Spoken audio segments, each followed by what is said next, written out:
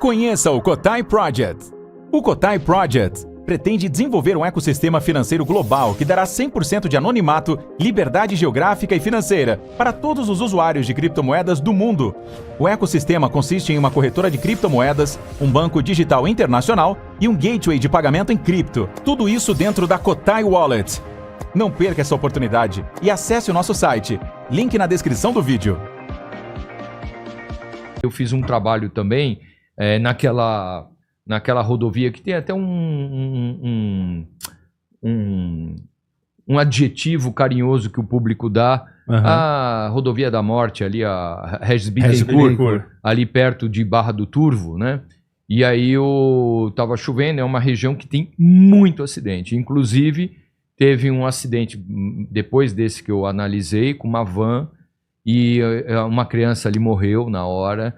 E tiveram que segurar o pai que queria se jogar na frente de um caminhão para se matar. Então você imagina a coisa do jeito que foi.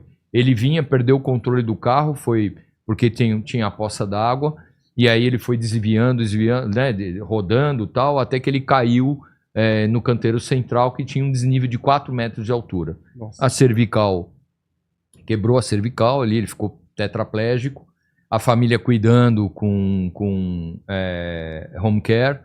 Aí veio um perito judicial, o cara era engenheiro civil, não conhece de automóvel, um idiota de cima até embaixo, fez um laudo ridículo, conseguiram a impugnação daquele laudo, aí nomearam um engenheiro mecânico experiente lá, fez o laudo, comprovou que aquilo lá tinha a irregularidade, a administradora da rodovia afirmando que não tinha, tanto não tinha nenhuma irregularidade que eles colocaram um guarda-rail, né, uma retenção de concreto, mas é porque eles acharam que ficava mais bonitinho, provavelmente, né?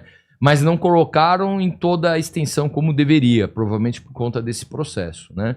Então eu quero acreditar que isso vai acabar. A seguradora estava da administração da rodovia, apresentou um laudo lá também para acabar, o cara terminou morrendo. Nossa. Ele morreu agora.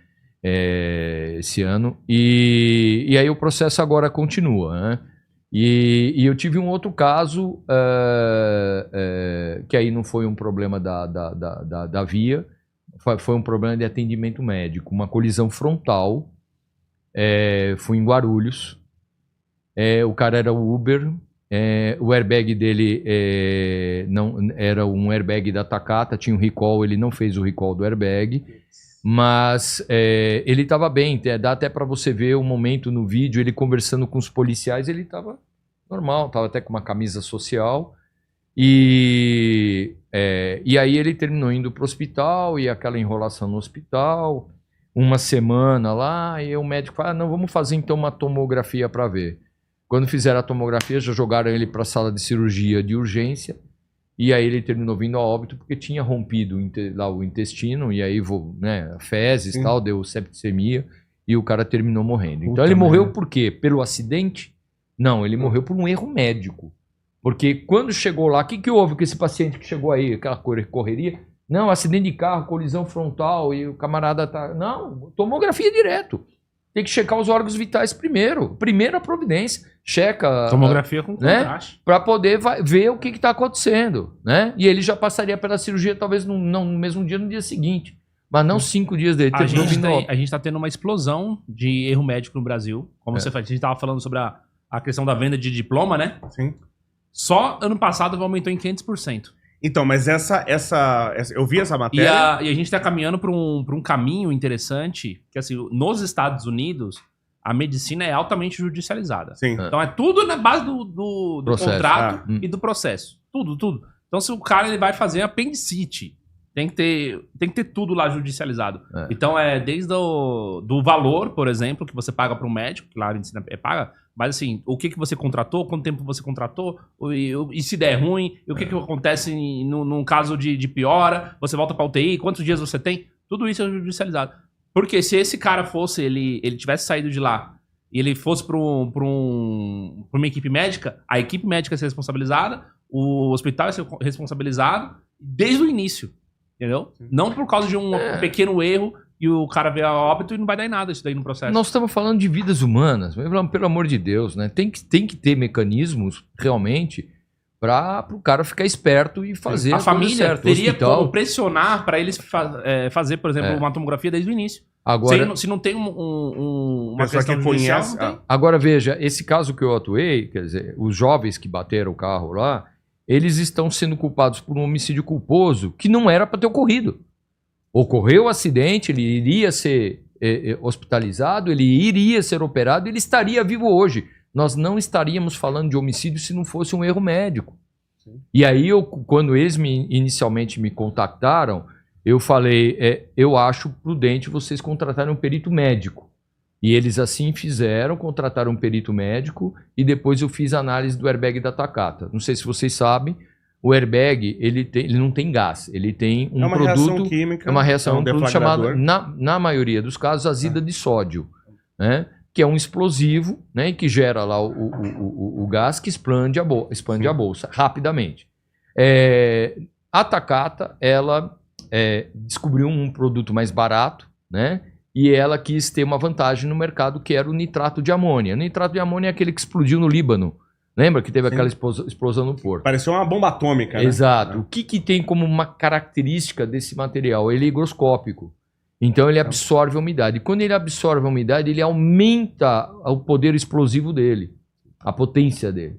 E aí, quando ele está úmido, né, com essa umidade, ele explode, é tão forte o negócio que ele arrebenta a estrutura do airbag e aqueles fragmentos vão contra o seu corpo como projetos balísticos. E muita gente morreu por conta desses ferimentos. E eles nesse caso, não sei se foi porque eu cheguei a estudar esse caso na época, eles também tinham trocado uma parte estrutural que era metálica por de plástico. Justamente por causa... Para diminuir o custo. Ao invés de resolver o problema do explosivo... Não sei se foi esse da Nakata especificamente. Aí eu peguei o caso de uma senhorinha, olha só que absurdo.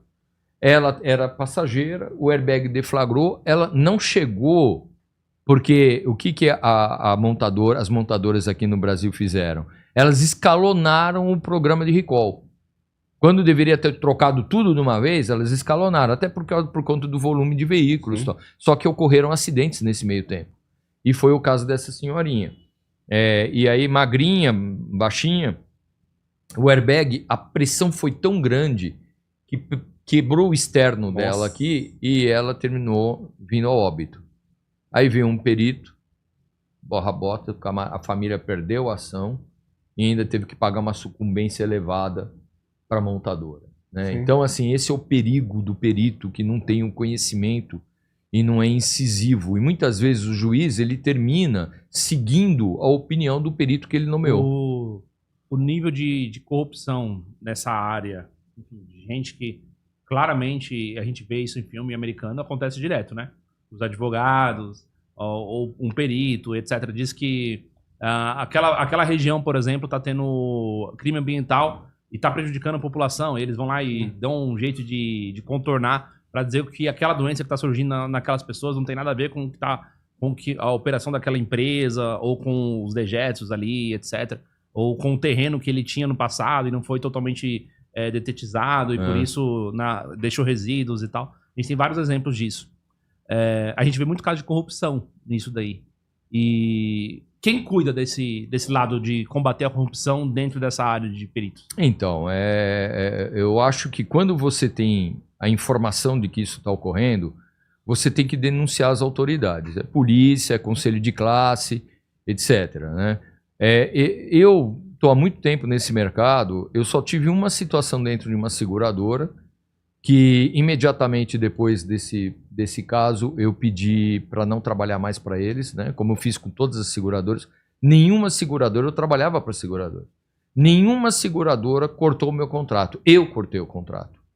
Né? Embora algumas digam que não, eu cortei e eu tenho os e-mails que comprovam que eu disse que eu não iria mais trabalhar, que estava rescindindo o contrato. Mas essa seguradora foi a única que chegou para mim e pediu para eu dar um jeito de negar aquela indenização. Eu falei, você falou com o cara errado. Mas ofereceu dinheiro para isso? Não, era o contrato do laudo, já tinha contratado a perito. Eu falei, você falou com a pessoa errada.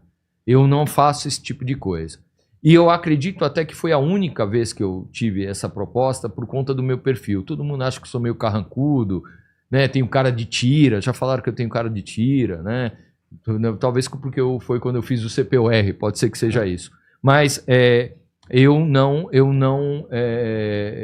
comungo com esse tipo de prática e nunca, nem nas perícias judiciais, eu tive nenhuma proposta desse tipo. Não significa que não exista.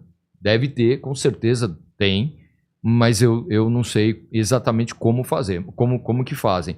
Mas eu acho que aqui ele deve denunciar. Então, por exemplo, essa denúncia que eu fiz no CREA, eu fui o único. Quantas denúncias tem no CREA? Eu acho que todo mundo que foi prejudicado por essa pessoa tinha que ir lá e denunciar no CREA. Sim.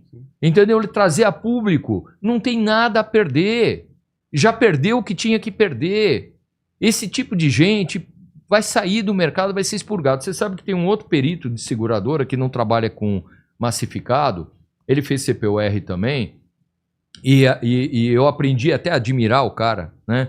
Ele tá sempre se reciclando, tudo. Ele era mecatrônico, não, ele era... quando não é engenheiro, aquele antes é o... Técnico. Tecnólogo. Ele era tecnólogo. E aí ele estava fazendo laudo para seguradora. Eu cheguei a comentar, falei, cara, não pode ficar contratando um cara que é tecnólogo. Ele foi lá e fez engenharia mecânica. Pronto. Acabou. Pronto. Agora é um cara que você vê, é um outro nível, é um cara... Ele trabalha numa empresa de perícia, que trabalha para seguradoras, tudo bem, eu entendo. Ele faz lá o papel dele, né? Mas...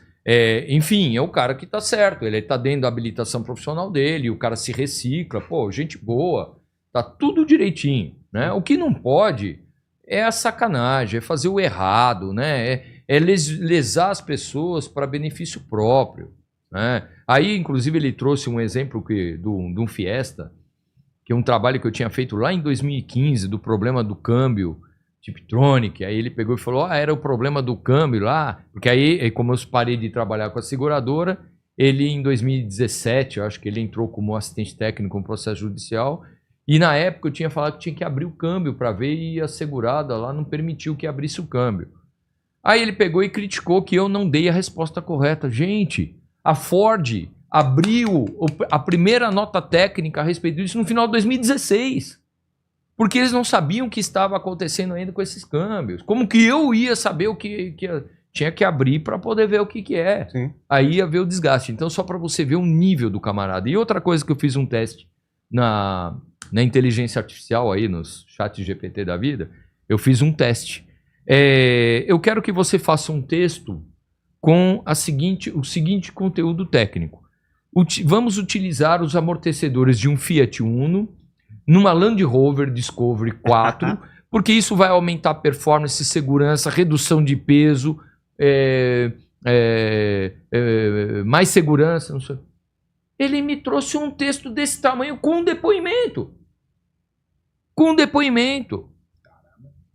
Então a inteligência artificial é extremamente perigosa para o mal. Sim. Então você pega um camarada desse que vai lá e cria uma fantasia e pede para a inteligência artificial, porque você lê, você se convence. O negócio de Fiat Uno, amortecedor. Mas eu fiz uma coisa esdrúxula para testar o sistema. E isso é muito perigoso. O papel aceita tudo, né, cara? Aceita tudo. Agora, voltando lá ao plano de saúde, por exemplo, como que é o brasileiro, né? O plano de saúde, ele termina sendo vítima, mas esse é o maior problema do seguro. O seguro, ele trabalha em cima de um fundo, que eu já falei, que é o fundo de mútuo. E a sinistralidade é repassada ao prêmio. Então, se aumenta muito a sinistralidade, ele vai aumentar o valor do prêmio, o seguro vai ficar mais caro. É o que acontece com os planos de saúde, está aumentando muito a sinistralidade.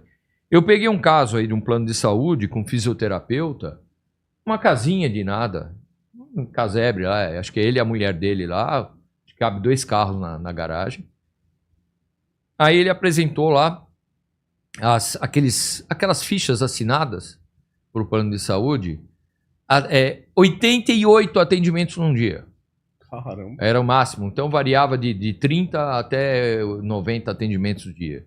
5 milhões ele enfiou dentro da seguradora lá de rombo.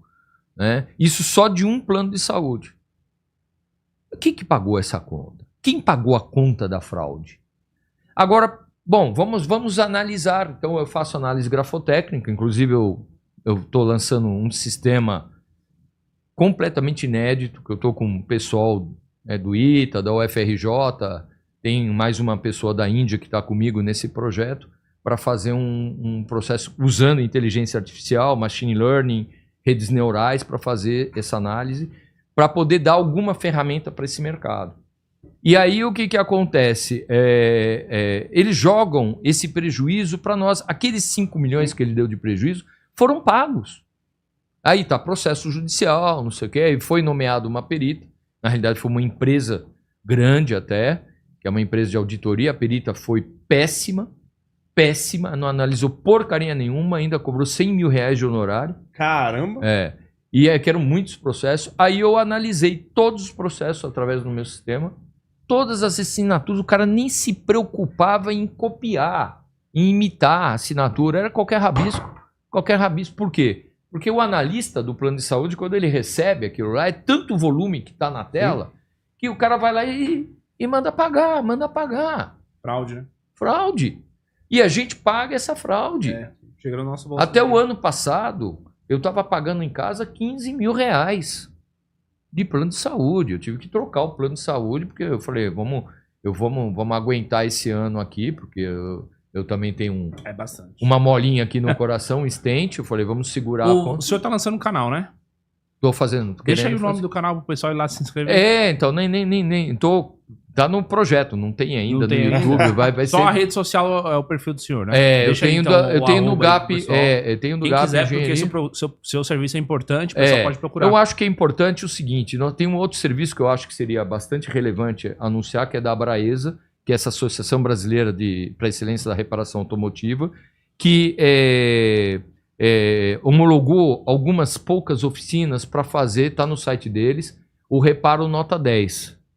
E esse reparo nota 10 eles fazem, você teve um carro reparado por seguradora, indenizado por seguradora, você pode levar lá gratuitamente, eles vão verificar se o reparo foi feito de forma adequada, né? Tá. E aí, eventualmente, se tiver que fazer algum reparo, Abraesa eles podem... faz isso. Oi? Abraesa. Abraesa, E aí tenho também eu acho que eu tenho que fazer um agradecimento também à deputada Letícia Aguiar, da Alesp. Ela é uma combatente, né, dessas más práticas de seguradora. Ela até criou uma comissão permanente para análise de fraudes de seguros, né, de seguradoras, onde as pessoas também podem denunciar. Tem até um endereço de e-mail, se quiser, se eu puder mandar aqui para vocês. Pode pegar aí. O endereço de e-mail dela o e-mail é comissão, né, com 2 S aí, sem o tio, .cdc.al@gmail.com. E aí pode fazer a denúncia, ela apura, ela inclusive vai levar aí algumas denúncias minhas para o Ministério Público, né, para apuração, para a gente tentar deixar a coisa mais organizada aqui, né, acabar um pouquinho com essa fraude.